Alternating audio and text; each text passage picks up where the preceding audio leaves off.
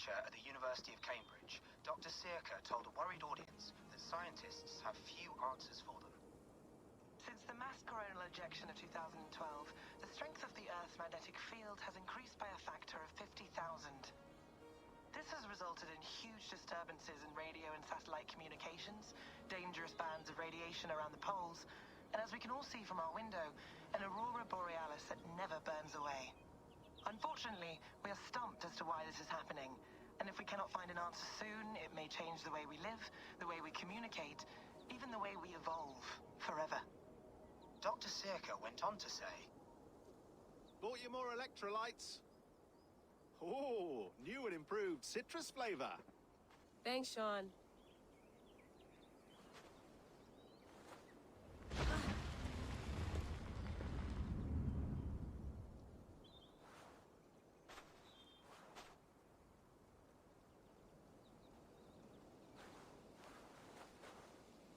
How do we fix this?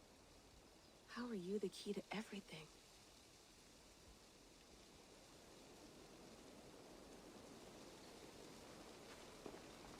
You're a long way from home, Eivor.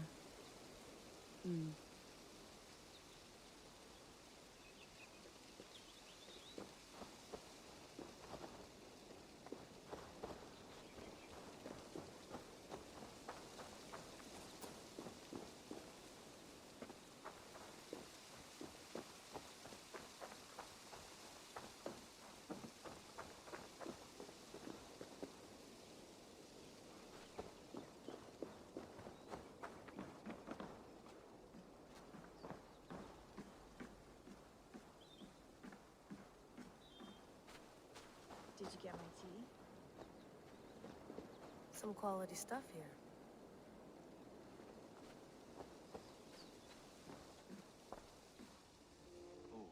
Mint tea is not actually tea, Bex. It's an infusion. It's really just dirty, minty water. I don't care what you call it, Sean. Did you buy any? Of course I did, love. Hey, sorry about pulling you out. The generator was sputtering. That's fine. I needed air. How was the Animus data stream? Comfortable? Felt pretty stable after a while. Good. Just give me a sec and you can jump back in.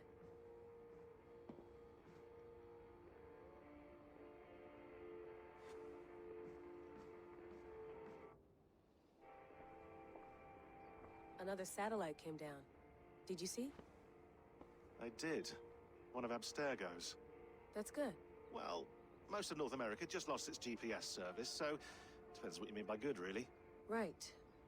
Even when we win, we lose. Okay, we're all set. Whenever you're ready, you can jump back in. You mind if I put some music on? Go for it.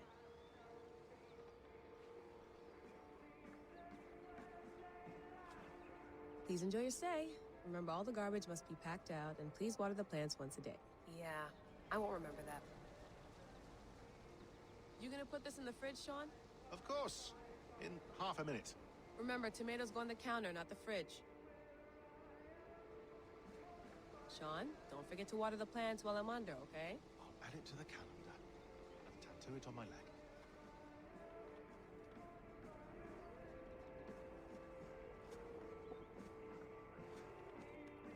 Feeling okay? Better. But I'm worried that it could happen again. The two data streams. I can't promise it won't. I barely understand it myself. It felt like two minds, fighting over one brain. It hurt like a shotgun to the head. Right. There's something about this Viking's DNA sample that feels dense, noisy. Could it be the staff? Interfering somehow? How do you mean? My headaches, my temper. They started the day I got that thing. I hope you're not making excuses for, your friend. Jesus, no. I'm not. Sorry. Just take it easy. And if you feel yourself slipping again, let us know. I'm trying. I really am.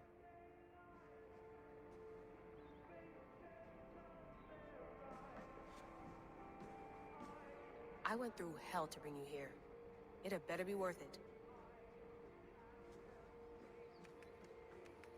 Let's have a look.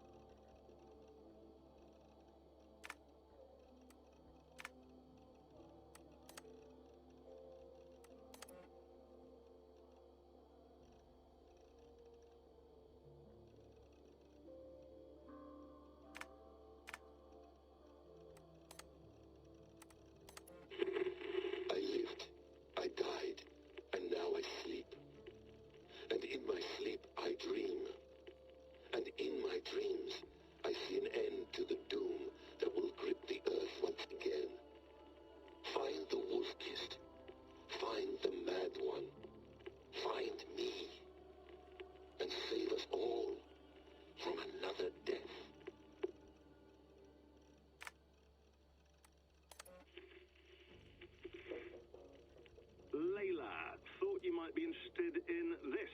Conversations that Bex and I had with Desmond back in 2012. December, I think. Just candid talks, that's all. We didn't square any circles or write any beat poetry. But he did have some interesting insights into his time in the Animus and what it means to be an assassin. Anyway, have a listen. You might find you and he had similar experiences, so, well, let me know what you think. Unless it's to tell me I sound like a total prat in these recordings. If that's the case, just say nothing. I mean, I did have a slight cold at the time I recorded these. That's probably why I sound odd. Anyway, okay, I'm done anyway, so turn off. Turn off. Oh, it's actually just a button. Sorry, here we go.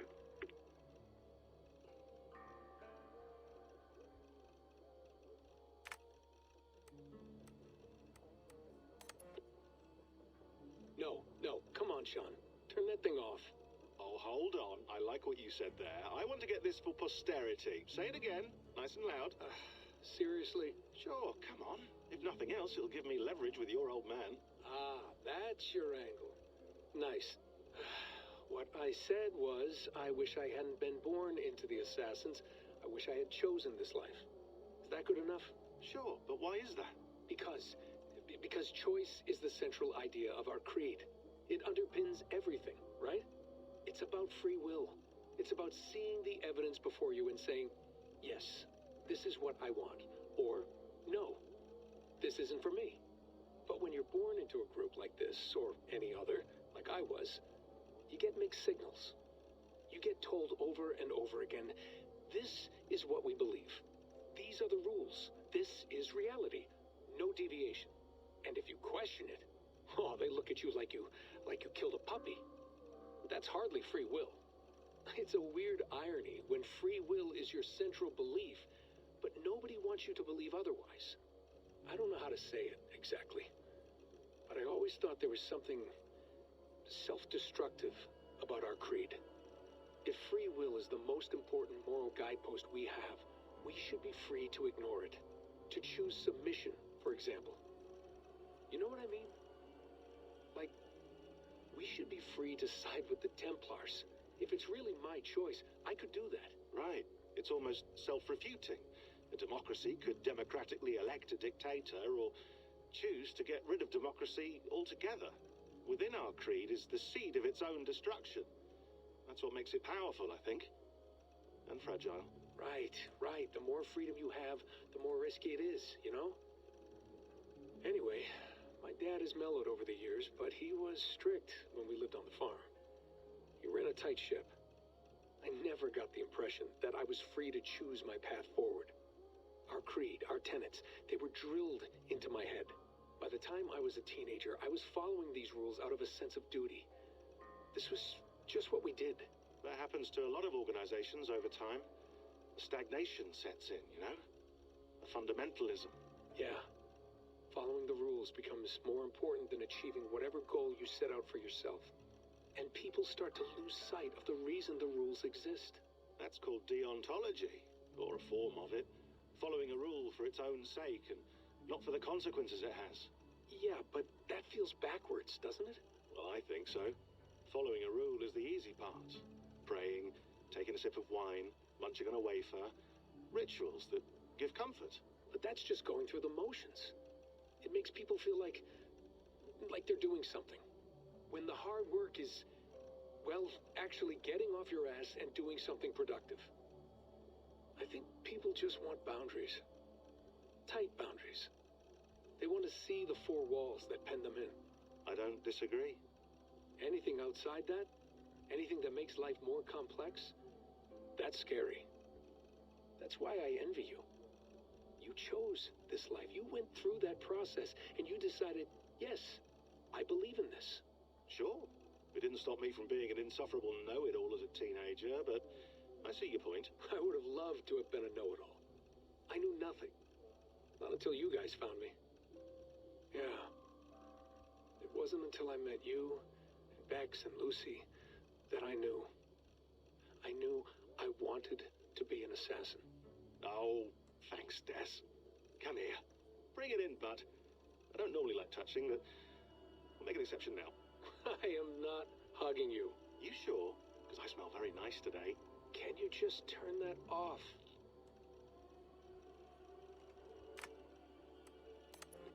Hold on, I'll just set this here. Do you guys record everything we talk about? Not everything, but you've been using the Animus so much, I thought this was a good chance to learn some things about prolonged exposure. So I'm your guinea pig. No, my guinea pigs are all dead. The Animus was too much for them to handle. Cute. Can I ask you about the bleeding effect? Any recent flashes? Any memories resurfacing? Yeah, the usual things. Ghost images of Altair and Ezio a few times a day. Nothing intrusive, just brief moments. They pass quickly, almost without me noticing. Like a figure in the corner of my eye. Or remembering a dream from the night before. I did have one extended hallucination a few days ago. It was Ezio.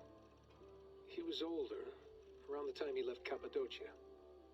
He was standing on the deck of a ship, alone. And through him, I could feel an intense regret or guilt. And it felt to me like he'd had a loss of faith in himself, in the Creed, like he couldn't keep it up, couldn't stay true to his ideals. And as I watched him, I thought, is this the moment he decided he was done being an assassin? It felt like it. Anyway, most of my visions have been brief, lasting just a few seconds. They're like complete memories of small moments that appear suddenly out of nowhere, fully formed. It's a strange feeling. Okay, anything else? I'm starting to see Connor now, too. Though I hear his voice more often than I see him. I'm sure that will change. Oh, yeah, and yesterday, just before bed, I had a memory of being on a beach in the Caribbean with a bunch of sailors. Or maybe they were pirates. I don't know. No idea. Huh, we'll look into that. And how do you feel in general? In general? Well, I feel older, for one. Much older. And it's strangely comforting. I'm collecting the memories and skills and thoughts of so many people. I feel like I've lived a few hundred years or more. Is it possible that if I do this for too long, it'll push my own memories aside? That I'll be everyone but myself after a while? It's possible. That's called identity substitution. It's happened before, but it's rare. And someone with your background shouldn't need to worry. My background? You mean someone with my genes? My abilities? You have Isu DNA, and that lets you see things and do things and withstand traumas that other people can't. And I can suffer in ways that others can't. That's not something to be proud of. You mean the apple? Yeah. It has a pull, Bex. It tugs at my brain. It talks to me. Teases me. Drives me mad. And what I did to Lucy. God damn it. Nothing is worth the damage I did. The pain I caused. I know. But you're special. That's the point. I'm not special, Bex. I'm lucky. That's all. I understand. We're assassins. It's our creed that makes us different, not our genes, not our blood. Anyone can join us. That's true. But let's leave that aside for a second. What I want to know is, have you ever had any Isu memories resurface? Isu memories? I don't think so. I can't even begin to imagine what that would feel like. I think you'd know if you did. Maybe one day. We might be able to induce something. Jesus, let's fix the world first, okay? Before we start digging up my ancient ancestors. Deal. With my luck, I'll be related to some third-rate Isu like Sisyphus or something. Way to aim high, buddy. Hey, you gotta.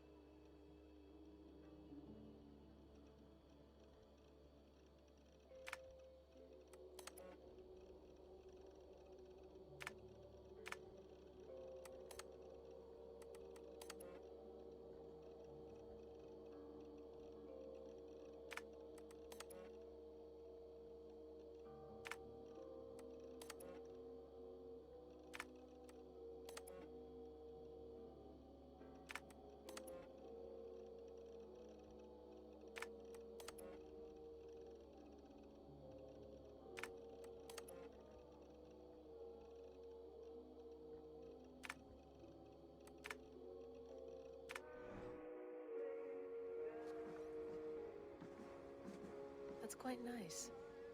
Soothing.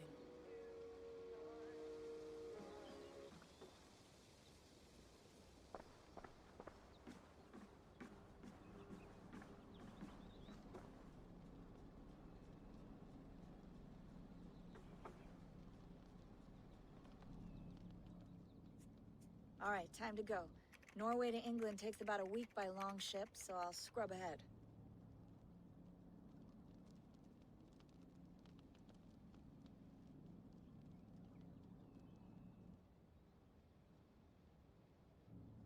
Layla, you okay? Sorry. Can you play the message again? We have the transcript if you're looking for something. I can No, go and... I want to hear it. Okay. I don't mean to be cryptic. It's just... that message led us here. To this place. To a Norse grave in North America. So those bones out there are the only lead we have. Our only chance at fixing this planet before it's too late. Here it is. I lived, I died, and now I sleep. And in my sleep I dream. And in my dreams I see an end to the doom that will grip the earth once again. Find the wolf-kissed. Find the mad one. Find me. And save us all from another death. Unsettling, that is. That pulse in the message. Are you sure it's just coordinates? Nothing else? Nothing I can find. Okay, I'm ready. Here we go.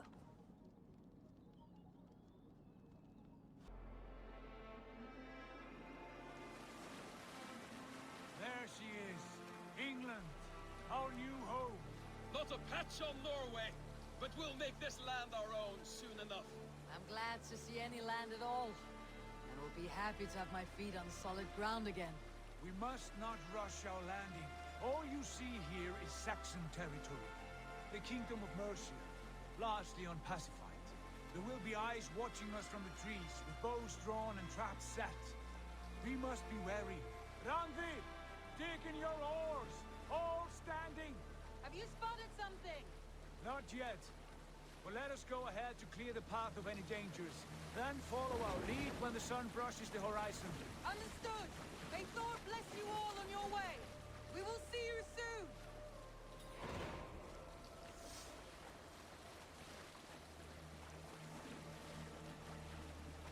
I should be cautious around here. Sail on!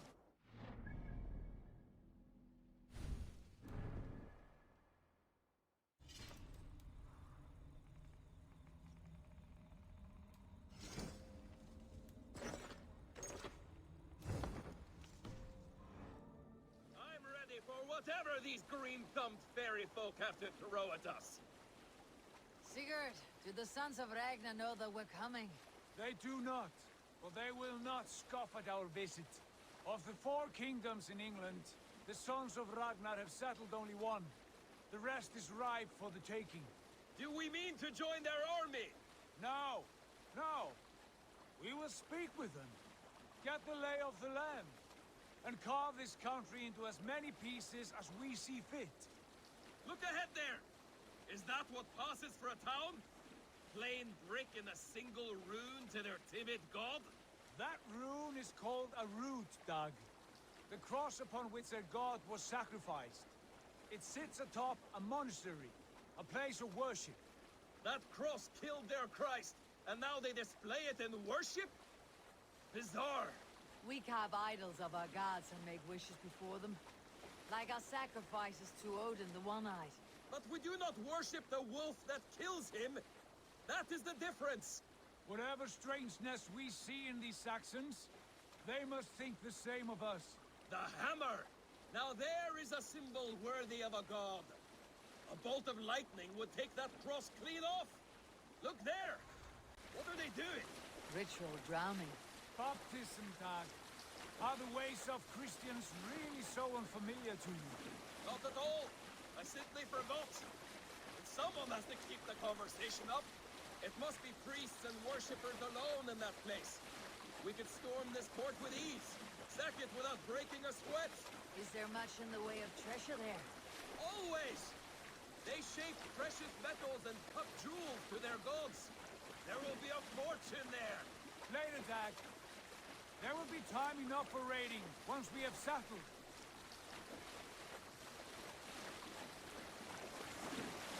Come to, stop the boats. Pull up over there. The way forward is blocked by a chain spanning the river. We must remove it before passing on. A chain? Can we cut through it? It's too thick for access. But there must be a way to release it somewhere in that camp. I will go. And I will be right behind you. No, Dad. You stay here. Should trouble come our way, I want you defending the ship. A good idea. Send out the arrow and keep your sharpest axe at hand, huh? Something like that.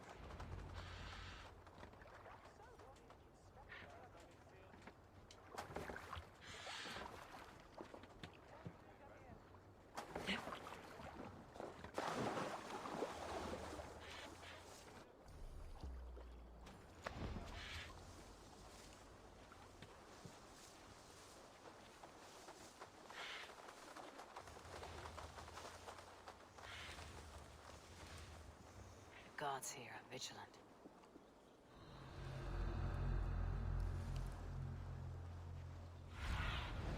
Stretch your wings, Sunan.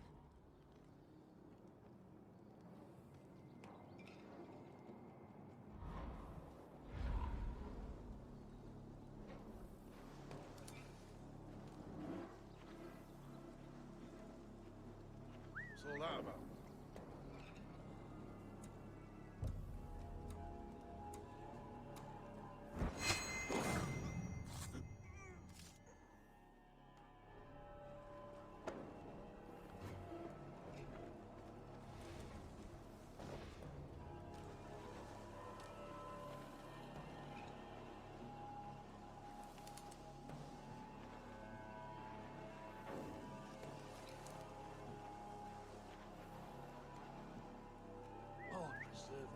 What's that about?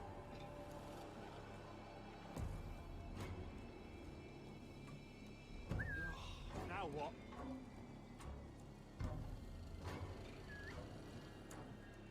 You in the bush, rat?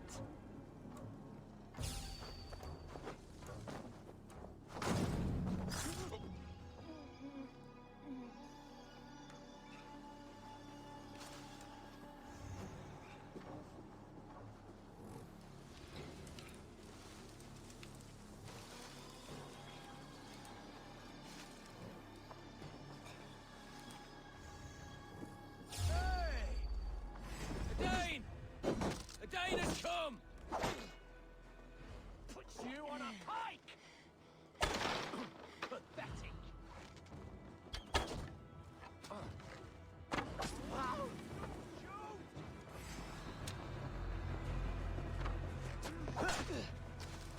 Focus!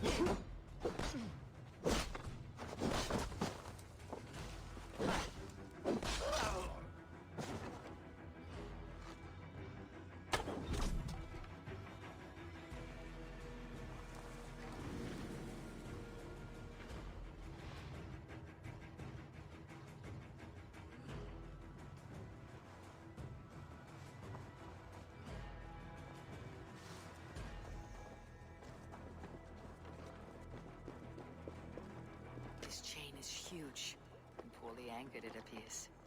I might be able to shoot it.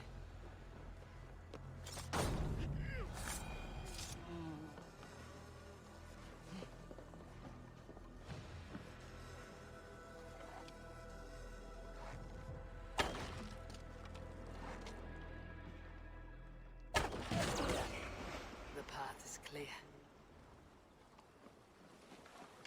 Chain is away! Hey, boy! Back to the boat!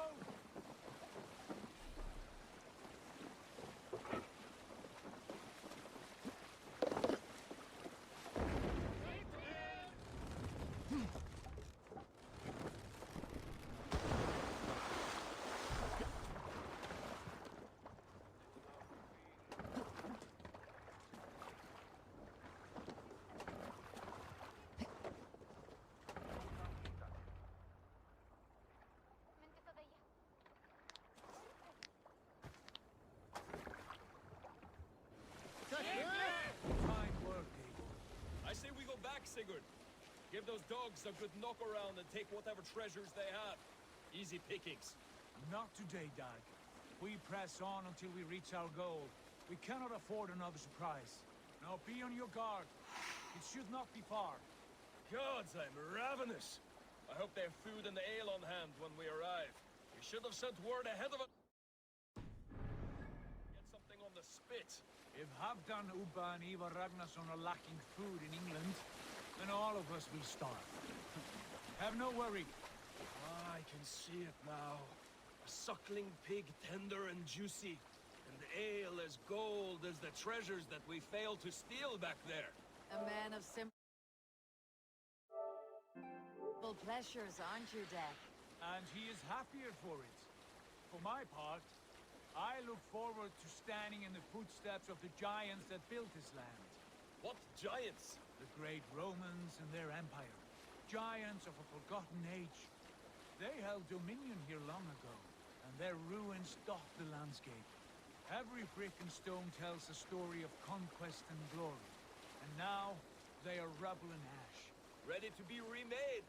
We will rebuild their empire, brick by brick, and ours will not crumble to dust. All things end, Dog. The ruins are not a warning. They are a testament. Look there, just ahead, where the sons of Ragnar make their camp. At last, to find our feet on steady ground. Sigurd, hold back.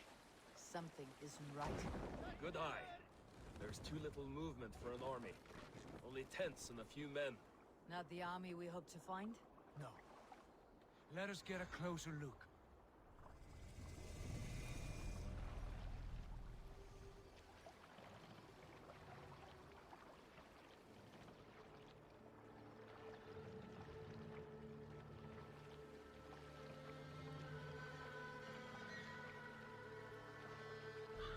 Those are not Norsemen.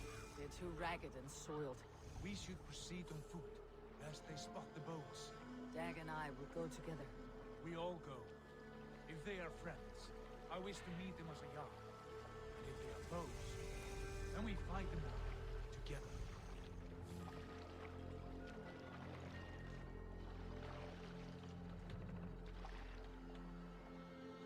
Who are these men? They speak with twisted accents. English, no doubt. Dag, Eivor! On me!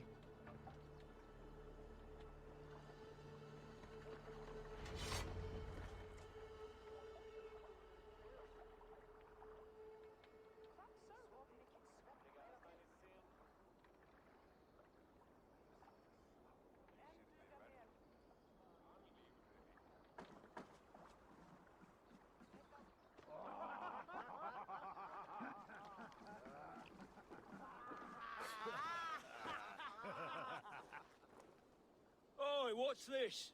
A mess of filthy Danes befouling our riverways? You there. Give us your name.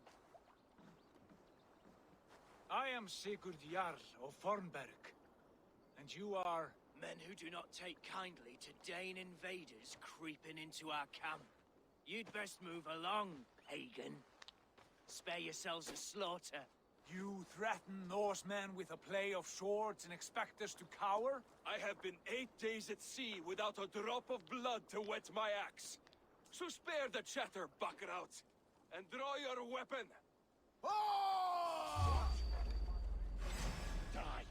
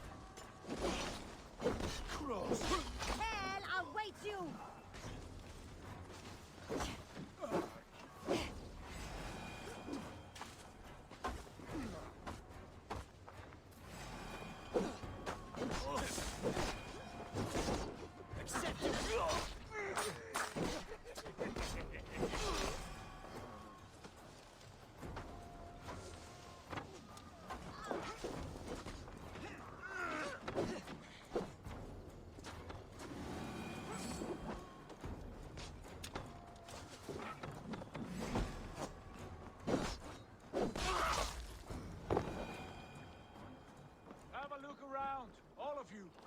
I want no more surprises. Right. I will check the longhouse.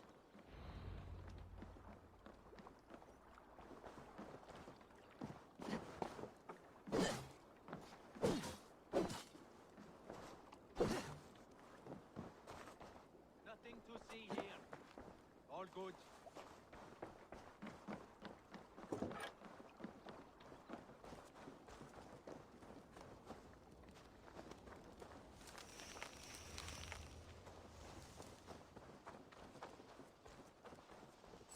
Keep an eye on the roads running from camp. An ambush could come from anywhere.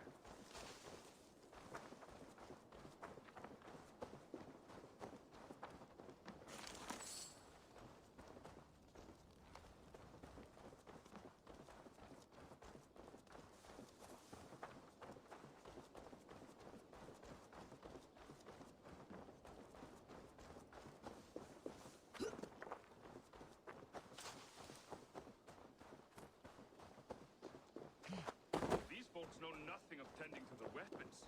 Careless fools.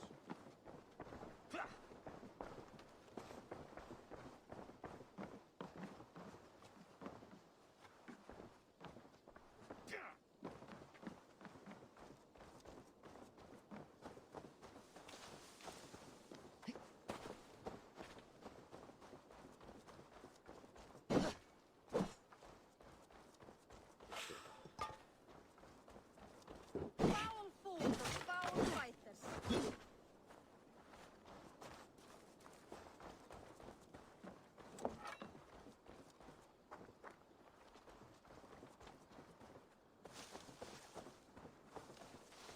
All scraps and rubbish over here.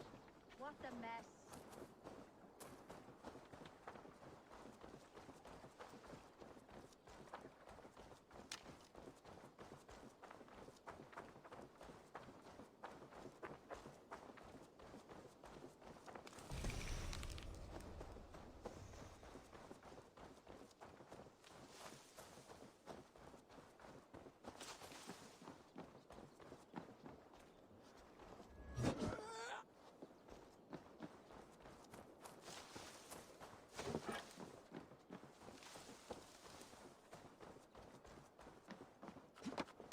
Wait!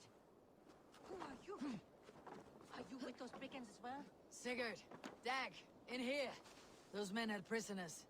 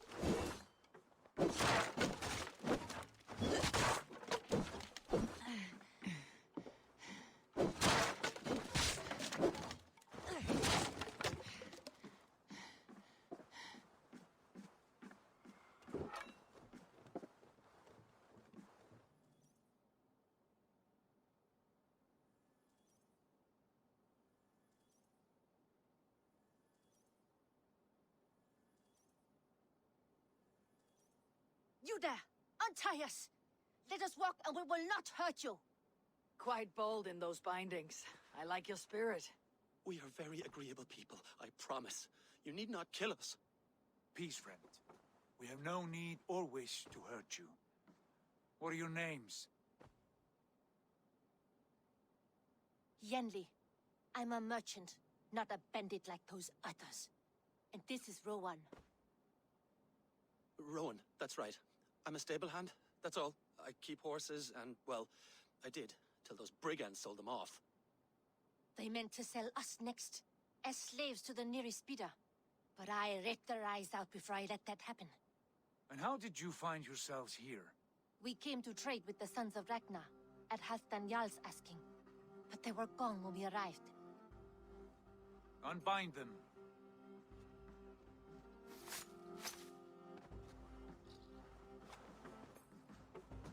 You know the sons of Ragnar? Aye. Sold many a mare and stallion to the brothers. Good men. Always paid me fair. From the look of this camp, they've been gone for some time. Where will you go now? What will you do? Rebuild my stocks? Start anew. I have friends and allies across the land to aid me, but it won't be easy. Every town and village needs a stable to keep horses fit and trim. I'll find my footing again. Somewhere.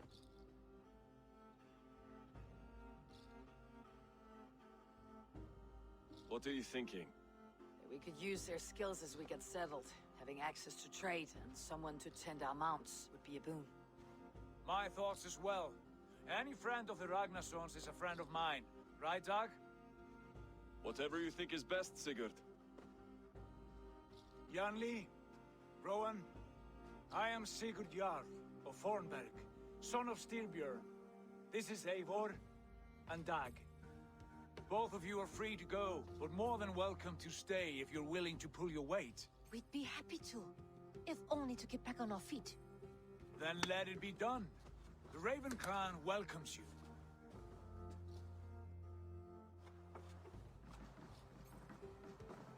From strangers into friends, into family. The others have arrived. Come.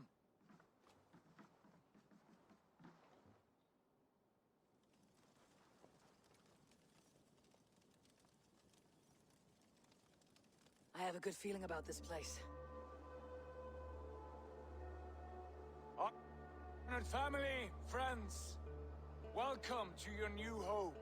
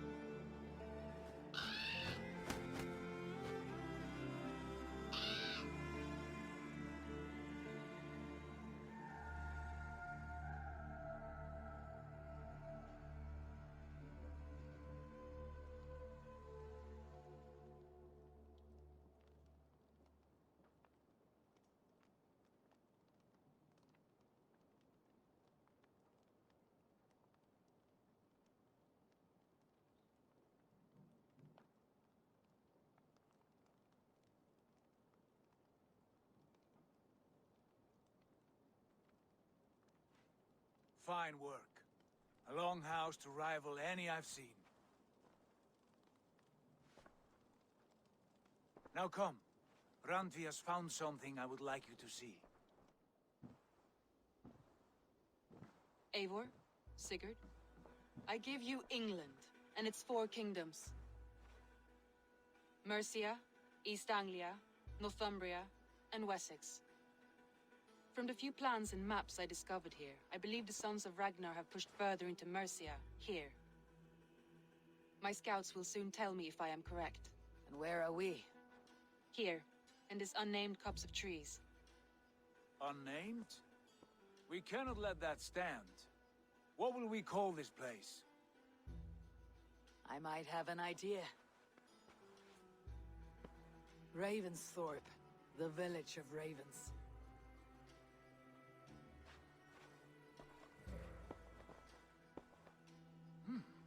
I like it. The poet in you sings once again. One day this name will be known throughout all of England. A name is only a beginning. If we want renown, we must build, expand. Agreed. We should begin with a forge. Can you help Gunnar get working again? We'll need cargo, supplies. For that our neighbors will provide, whether they wish to or not. Scarcely arrived, and now we must raid. We cannot master this land merely by asking. I'll go and speak with Gunnar now.